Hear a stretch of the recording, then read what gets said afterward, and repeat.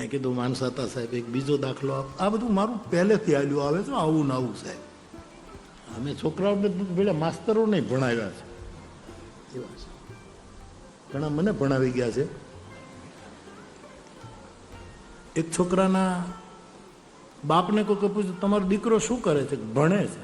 ક્યાં ભણે છે? કે કેમ્બ્રિજમાં. કેમ્બ્રિજમાં શું કરે? અભ્યાસ.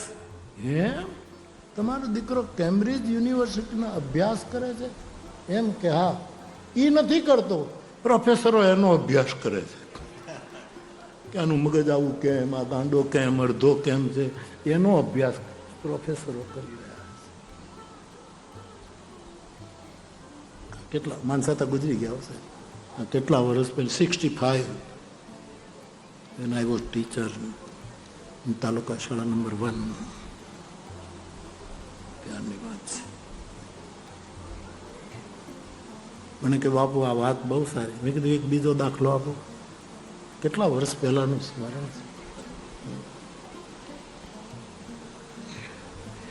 મારાથી સિનિયર હતા એટલે કે તમે ખુરશી ઉપર બેસો, હું ઊભો બોલું.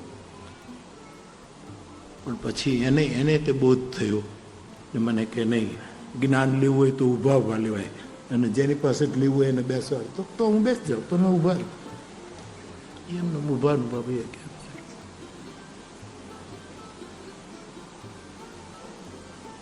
એક પેઢી હોય સાહેબ, માનસાતા સાહેબ, અને પેઢીમાં મહેતાજી કોઈ નોકરી કરતો હોય, હિસાબ કિતાબ રાખતો હોય, અને સવારના પોરમાં 9 વાગે પેઢીના બારણા ખુલે અને એ હિસાબ કિતાબ કરે ને રોજ બપોર થાય ત્યાં હિસાબમાં એટલી બધી ભૂલો કરે કે ન પૂછો.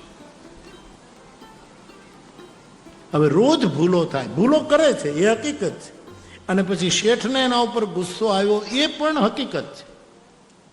સ્વાભાવિક, સતત કોઈ હિસાબમાં ભૂલ કરે. હવે આની પેઢીનો બહુ મોટું કારોબાર હશે એટલે શેઠ એના ઉપર બહુ ગુસ્સે થયા. અમે દાખલાઓ એને બધા આપેલા. ઓલો છોકરાનો દાખલો તો સાચો, આ ખાલી દ્રષ્ટાંત.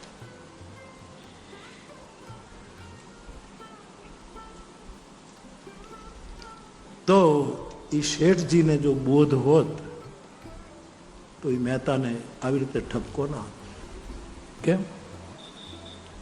એ સવારના પોરમાં 9 વાગે પેઢીએ આવે ને આટલી બધી ભૂલો કરે, બહુ જ મોટો એ ભણેલો છે છતાંય ભૂલ કરે.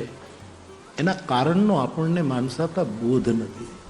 કારણ કે એની પત્ની બહુ કર્કશા છે, આખી રાત એની સાથે લડે છે, નથી સૂતી, નથી સુવા દેતી, ભયંકર કર્કશા છે.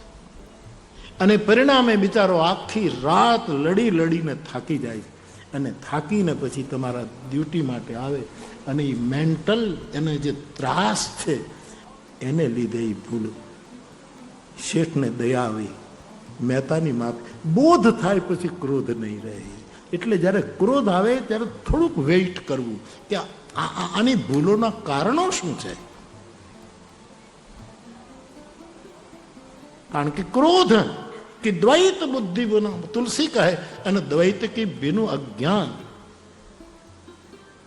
આ બે વાત તો